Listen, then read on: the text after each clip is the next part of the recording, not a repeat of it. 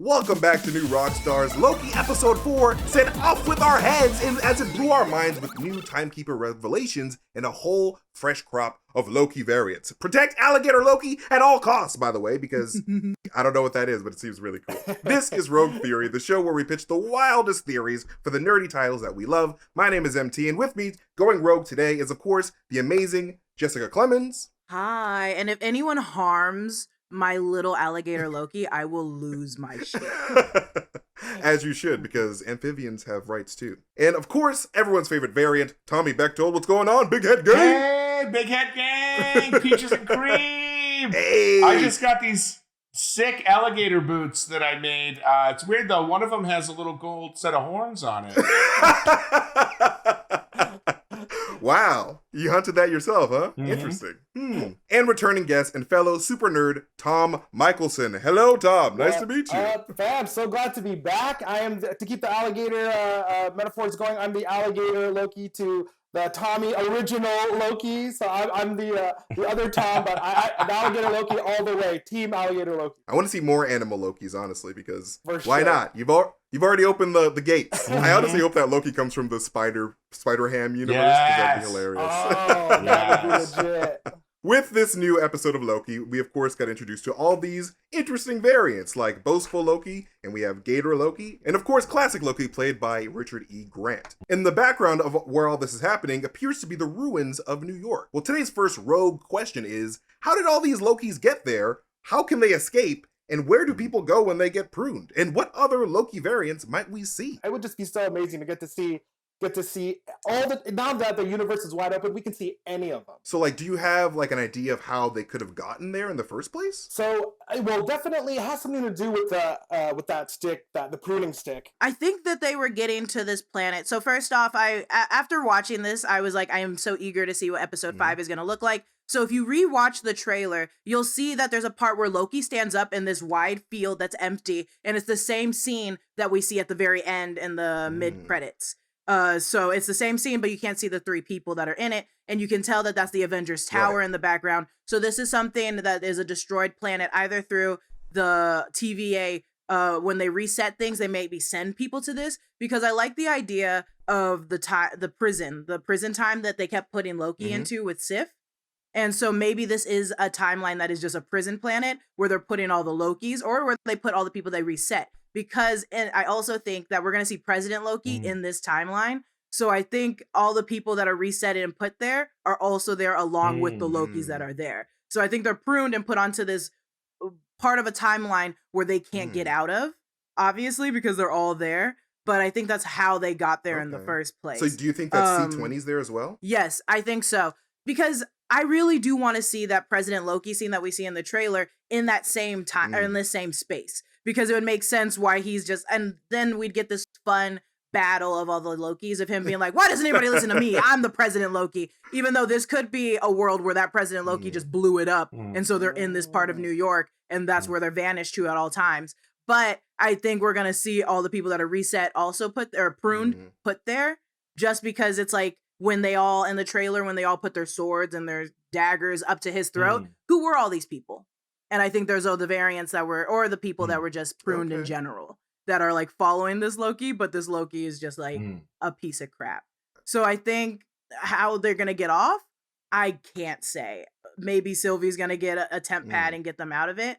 But I think every one of these Lokis have been put in the same timeline, and they've just been in hiding, because maybe it's just like Mad Max world where they're just when they were like, yeah, you're gonna be in hell if you don't hurry up and follow us. It's because all these other variants are just there destroying each other. It's like a battle world. I like that. It's just like a whole world full of variants, or discarded variants, sort of. And it also makes sense for how sloppy they're now being. If you can tell, they're getting kind of it's getting to a point where you're like, oh, okay, so the Time Variance Authority isn't really a thing. It's one person somehow that's very smart and able to control all of these humans. And so it's like, hey, you guys are just getting loose now with it. It's all falling apart now. All right. I like that. Okay. How about you, Tom? I like the idea of it being worlds that they go to, but I think of it more as the TVA being dishonest about what pruning is in the first place. Most people that see pruning assume it's death. It's a death sentence. I think even from the beginning, whoever's in charge of the TVA never intended the prune sticks in the act of pruning to be a death sentence. I think it's more of a transporting teleportation device to individualized prison cells. I think where Loki is right now is the prison where all Loki variants and all consequences of Loki variants actions go, almost like a massive Raiders of the Lost Ark storage unit at the end where it just goes. So we see the Avengers Tower in the background and it looks destroyed like a apocalyptic Manhattan. Maybe that is a timeline where there was a variant Loki that succeeded with the Chitauri in destroying Manhattan and flattening and defeating the Avengers, then corrected by the TVA. So in my opinion, these are all... I don't think Mobius is there. I don't think C20 is there. I think they're in their own separate, prison storage units with other variants. I mean, in a way, it kind of undercuts the maliciousness of someone in the TVA. But I wonder, we still don't quite know what the remaining living TVA employees' intentions are, which is, I think we'll find out when Sylvie does her big inquisition next week. So my thought is just that everyone has been kind of like very similar to how Loki always operates. People just assume things of him and then the reality is revealed. I think people are just assuming pruning means death, when in reality it might just mean you're taken to you're stored almost like data in a Matrix-like prison. That'd be insane to see a data prison. Exactly. Like one is like in a Hawaiian shirt, tan, having just jet skied for weeks. Oh, I can play that part, Marvel, if you need. But yeah, it's funny, Tommy. I think I think you could be right too about a prison planet and it not being a proper timeline. Because one thing I was wondering is, when you got two Lokis together on Lamentis, and they had a connection, it immediately created this sharp spike in the timeline. Right. They would have to be in a place that wouldn't necessarily be affected like that, maybe like a prison. Otherwise, if anybody started feeling another Loki, because Loki's being Lokis, if they started feeling each other, they might end up being like that dragon world that in Rick and Morty where they they soul bond all day long, right? Like, right. It might just end up being a huge orgy on Disney Plus. So I don't know. It must be something like that. Sure. Where it's just a prison planet. The entire time I kept trying to figure out why, because she was even trying to inquire about what her Nexus event was. And so it's like, I want to believe that, because I want to believe your theory right there, Tom. But then I'm also just like, then why put all these Lokis in the same planet? I think the real reality of it is, these ones are problems, but the real problem was Sylvie. She also talks about it at the very beginning. So I really held on to the fact at the very beginning, when she was playing with her dolls, she was like, the Valkyrie, come swoop in. And I was like, oh, this is, and then she's the hero. We have the hero song playing. I was like, she's a really good person. She's different from all the Lokis. And I think it was either the fact that she was just a really sweet female Loki, that the variants were like, we can't have her in this world because Lokis are chaos. They're supposed to be the gods of chaos. Here we have a goddess that's just the sweetest little girl. We can't have her exist in this timeline. So I think she was the event more so than like them falling in love, though I'm not one of those people online that say they can't be in love. I was confused because I thought it was like, are they siblings kind of? I guess not. I was a little confused, but now I'm not. Now I'm They're all not. Well, technically, I'm for it. At first, I was just like, it was more so like, you're fucking yourself. Like, I was just like, honestly, don't knock it till you try it. Sweet home Alabama. So, no, it's not. It is not incest. It is just a different person. So, I've seen it. It's quite impressive. Ew. That reminded me of another idea I had, is because about her being a good person and being a good Loki and not taking her out. And when she was playing with the Valkyries and seeming like a good kid, I was like, what if in her timeline she was actually good and would become a Valkyrie? Bingo. And having a good Loki that now is becoming a Valkyrie and becomes a hero of Asgard would be the reason why they would nip her from the timeline, right? But her being a Valkyrie, because at first I actually thought she was Hela with the black hair, and then she had the little Fenris doll wolf. And I was like, wait, is that they're trying to say she's Hela or something? But then they went away from that. But yeah, I'm wondering if that was maybe what it was. But the fact that it was so unmemorable for her. I would have loved her to be a Valkyrie, but I also just think she's a good person. She was a child. That's the hard part, is that she was a child. So really her what her goals in life are limitless, but it was just that she was a good child. That she was obviously destined to just be like a sweet person and not try to Lokis can't be heroes. That was like their whole TVA's thing, was like they can't be a hero. If you die, you can't die a hero because you're not a hero. So to have her exist in the world is just already chaos. They were like, we gotta take her out. Or she was detrimental to Kang's plan. These are all fantastic theories. You guys are super, super smart. But I think now that I have to reward Rogue Bucks, which is a currency I'm just gonna completely just be wild with, I'm going to award 3,000 points to Mr. Tom Michelsen. Whoa! 3,000. Interesting ideas. Oh, 3,000 points. Damn, thanks. Yes, MT. but I'm honored. 2,000 points to Jess and Tommy because their ideas were I like that as well. So you guys all already have the most points in any rogue theory ever. So please pat yourselves on the back for a momentous occasion.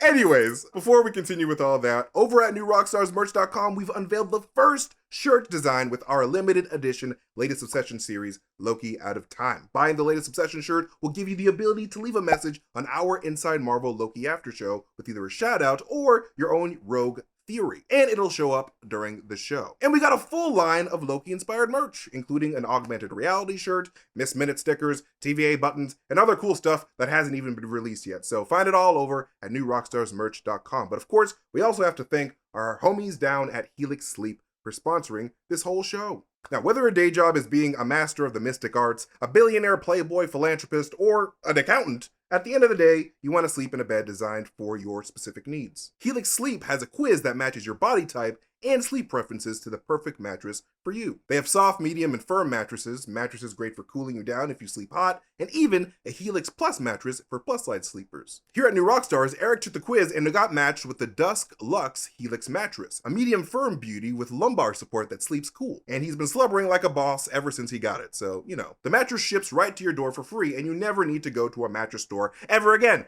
Don't do it. It's weird. What if there's bed bugs there? Who knows? I'm not saying every mattress store has bed bugs, but you don't want to take the chance. And they were awarded the #1 best overall mattress of 2020 by GQ and Wired magazine. And Helix is offering up to $200 off all mattresses orders and 2 free pillows for our listeners at helixsleep.com/rogue theory. That is helixsleep.com/rogue theory for up to $200 off and 2 free pillows. And Rogue Theory is also sponsored by Credit Karma Money. Credit Karma has always been there to help you make better financial decisions, and now they want to help even more. With a Credit Karma Money spend account, you can be rewarded for good money habits. Credit Karma Money is a brand new checking account where you can win cash reimbursements for making purchases. And when you use your Credit Karma Money debit card, you can win daily instant Karma purchase reimbursements on items up to $5,000. Just pay with your debit card, and if you win, you'll be notified on the spot, and your instant Karma cash will be added back to your spend account. Open your FDI insured spend account for free, and there's no minimum balance requirements and free withdrawals from over 50,000 ATMs. And when you make a purchase between July 1st and July 23rd, you'll automatically be entered to win $1 million. So go to creditkarma.com/winmoney to sign up for free and start winning instant karma. That's creditkarma.com/winmoney.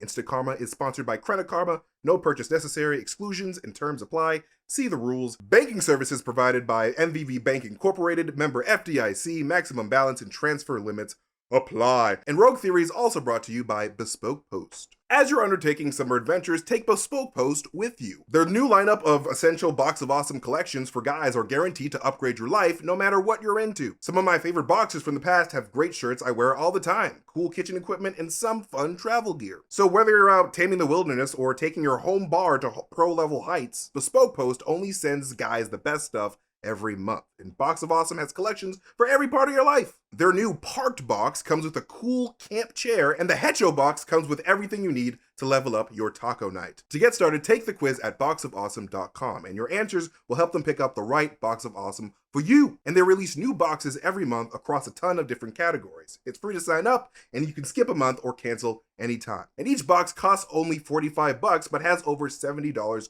worth of gear on the inside. So get 20% off your first monthly box when you sign up at boxofawesome.com and enter the code ROGUE at checkout. That's boxofawesome.com LookNoHands.com, code ROGUE for 20% off your first box. Okay, guys, continuing on with the episode. So this episode had a very interesting quote from Mobius that stuck out to all of us, I feel, when he mentioned vampires being brought in by the TVA in the past. Now, is this setting up Blade's introduction to the MCU, and how could Blade first appear in the MCU?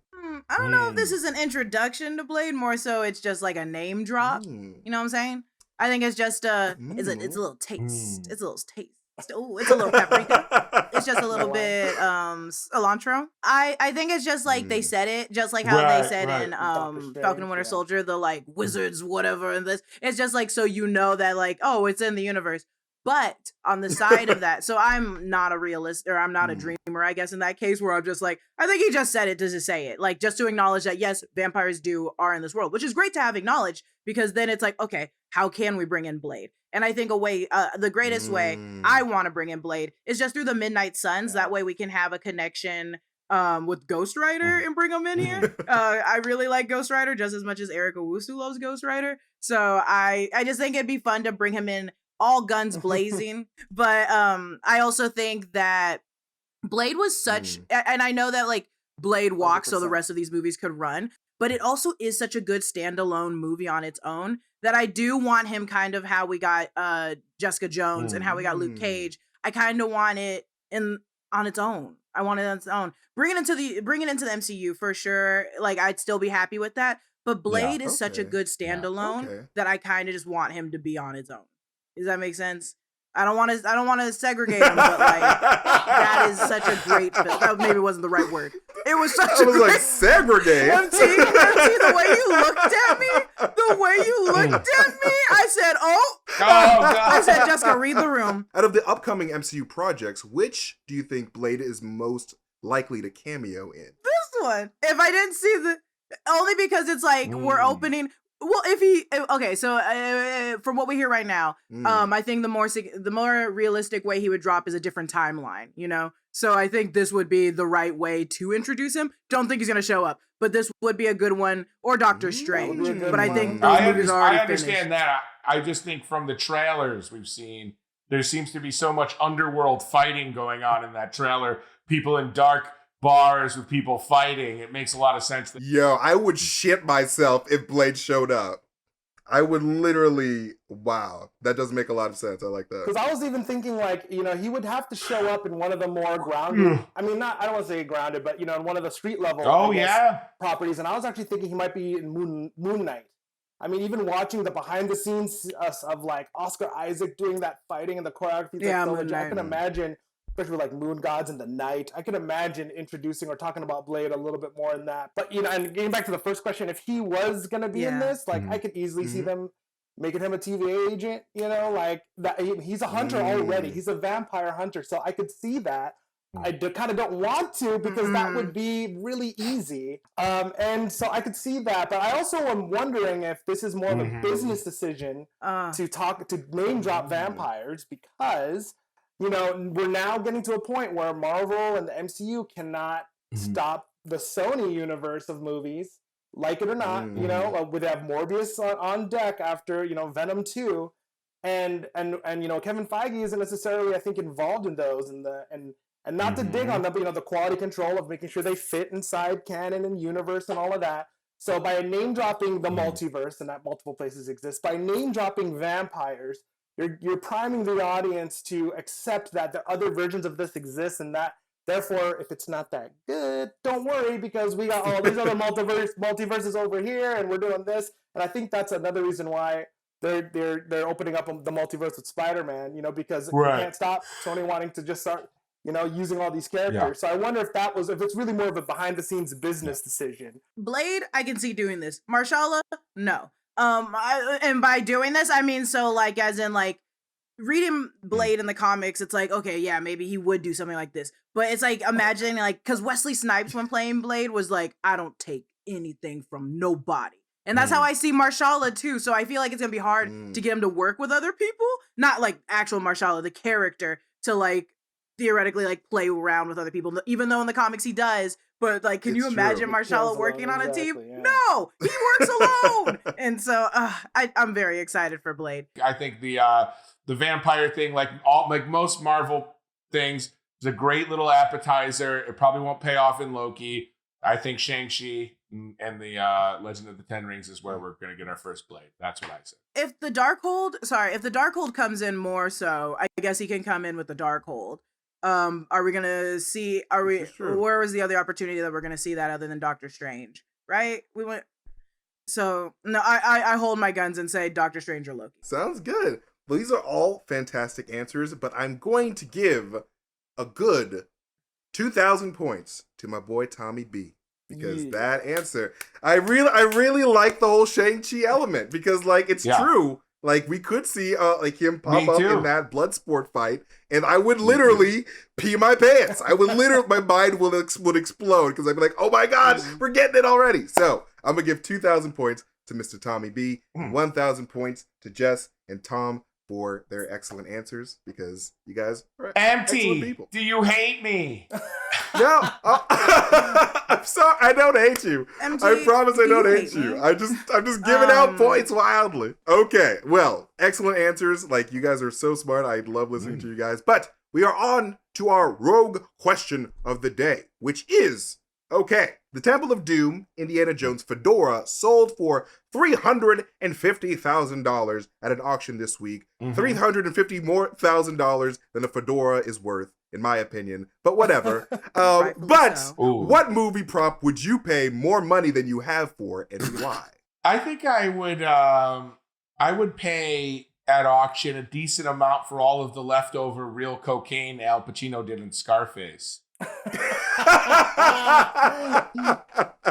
You know they collected that shit. I would honest to God, I would buy a R2-D2. Oh, yeah. Ooh. That's so good. Yeah, that would be a baller thing to show off to your friends when they come over. Like, oh, it's just the real R2D. No big deal. You know, the actual. I think the basketball from Space Jam, the original Space Jam, would be something worth so much money.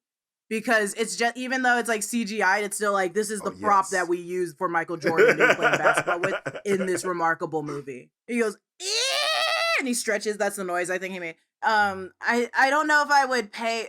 I love Space Jam. Don't know if I would pay that much for that prop. My world would be like something from like something stupid like Fast and the Furious. I don't know, but my thing from is Fast and Furious. I was gonna say like one of those cars that can flip and avoid missiles. That that's very very practical. That would go very well and help you in traffic. You have so many. But actually, I think a real fan thing I would really want is the 1989 Batmobile. The Michael Keaton Batmobile. But if it worked, if not a prop, if everything worked, and even if I want to go through a thin alley, I can pop off the left and the right and just thread that needle. Oh man, that would be. Oh my god, that would be sick. $1 for that. That would be pretty sick. A24 was doing an auction of their products from movies, which A24 a great place to be selling products, and they were selling stuff like from the Lighthouse, the like mermaid. Like stick, and it sold for like $1 million. I swear to God, it sold for so much. A24 is such a successful like production company that, let alone like selling props from Midsommar or just like Hereditary, people are gonna eat that stuff up. To answer this question myself, because I think this is a really good question. You guys obviously know I love Guardians of the Galaxy. That's a very big film for me. Oh, really? And so in the broker's little shop in Guardians of the Galaxy 1, there's this cube inside of it that looks so beautiful. And like I've wanted that cube for the longest time. It's like a rainbow cube. It's so nice, but it's so like this. It was made by this glass maker that like he's super diesel at making glass. I forget his name, but like those things like run for like thousands of dollars. Like so to actually get that prop is a very costly. Do they have that like at Disney, like hanging in the Guardians ride? That would be sick. That would be amazing, but I highly doubt it. Please, if anyone's at Disneyland and they find it, just steal it from me. I'll give you $20 for your efforts. Okay, so to wrap this question up, I'm gonna give 2,000 points to Miss Jess Clemons because Space Jam is amazing. Hands behind my back, hands tied behind my back. I'm gonna do it now. 1,000 points to the boys because those are also great ideas. I do like Batmobile. Dig it. But no, I think that makes Tom our winner, if I'm not mistaken. Woo! Thank you. I'll take a W one time with these other rock stars over here. So I'll accept it this one time. Thank you. Of course. But that is it for our episode of Rogue Theory. Thank you to our guests, Jessica Clemons, Tom Michelsen, and Tommy Bechtold, for joining us today. Support our channel by checking out our new Loki-themed merch at newrockstarsmerch.com. Follow me at MasterTainment if you like weird shit, and follow New Rockstars wherever we are, on Twitter, on YouTube. But if you do follow us on YouTube, make sure to hit that notification bell so you get notifications whenever we upload a video. Thank you guys for watching, and we will see you next time. Goodbye.